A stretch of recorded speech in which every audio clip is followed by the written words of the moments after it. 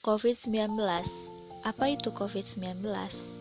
Coronavirus Disease 2019 atau yang lebih sering kita kenal COVID-19 adalah penyakit menular yang disebabkan oleh Severe Acute Respiratory Syndrome Coronavirus 2 atau disingkat SARS-CoV-2. Seperti yang kita tahu, COVID-19 sudah seperti kekuatan yang mematikan yang sulit dihentikan, melanda lebih dari 188 negara dan wilayah di seluruh dunia, dengan jumlah kasus aktif sudah mencapai angka 100 juta kasus dan masih terus bertambah. COVID-19 dapat menular melalui adanya kontak langsung dengan penderita, kemudian melalui percikan cairan pernafasan atau permukaan benda yang terkontaminasi virus, dan melalui udara. Gejala umum COVID-19 yaitu demam, batuk pilek, kelelahan. Gejala tidak umum COVID-19 yaitu rasa tidak nyaman dan nyeri, sakit tenggorokan, sakit perut, sakit mata, sakit kepala, hilang indera perasa dan penciuman, ruam pada kulit dan perubahan warna pada jari tangan atau kaki. Gejala serius COVID-19 yaitu sesak nafas, nyeri dada, hilang kemampuan bergerak atau berbicara. Apa yang harus dilakukan jika mengalami gejala COVID-19? Yaitu melakukan isolasi mandiri dengan cara yang pertama, selalu memakai masker dan menerapkan etika batuk dan bersin. Kedua, gunakan kamar mandi terpisah atau setelah anggota keluarga lain selesai menggunakannya. Ketiga, pakai alat makan sendiri terpisah. Keempat, terapkan perilaku hidup bersih dan sehat. Kelima, cek suhu harian. Keenam, menjaga kebersihan dan kesehatan rumah dengan cairan desinfektan. Ketujuh, jika kondisi semakin parah, hubungi kader atau relawan COVID terdekat. Dalam hal ini, ada beberapa kelompok yang memiliki resiko tinggi tertular COVID-19, antara lain lansia, ibu hamil, bayi balita, penderita hipertensi, penderita penyakit kronis. Pada era pandemi saat ini, kelompok lansia merupakan kelompok yang paling beresiko mengalami keparahan atau kesakitan dan kematian akibat COVID-19.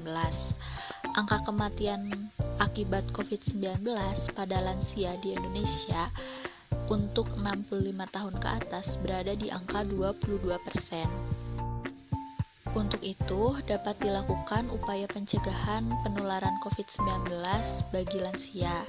Yang pertama, tetap tinggal di rumah dan melakukan aktivitas yang cukup. Kedua, menjaga kebersihan tangan dengan cat TPS. Ketiga, menjaga jarak dengan orang lain, hindari bersentuhan, bersalaman, serta jauhi orang sakit. Keempat, makan makanan bergizi dan seimbang. Kelima, terapkan etika batuk dan bersin. Keenam, lansia yang mempunyai penyakit kronis dapat melakukan pemantauan kesehatan mandiri menggunakan alat tensimeter digital, termometer digital, atau alat cek sederhana. Untuk lansia, tidak dianjurkan untuk berobat ke puskesmas atau ke rumah sakit, kecuali mengalami tanda-tanda kegawat daruratan. Untuk kelompok ibu hamil, terdapat 4,9% ibu hamil terkonfirmasi positif COVID-19. Oleh karena itu, upaya pencegahan penularan COVID-19 bagi ibu hamil yaitu mencuci tangan, menghindari kontak dengan orang sakit, saat sakit tetap menggunakan masker dan tetap tinggal di rumah, tutupi mulut dan hidung saat batuk atau bersin dengan tisu, bersihkan dan lakukan penyemprotan disinfektan secara rutin pada permukaan atau benda yang sering disentuh.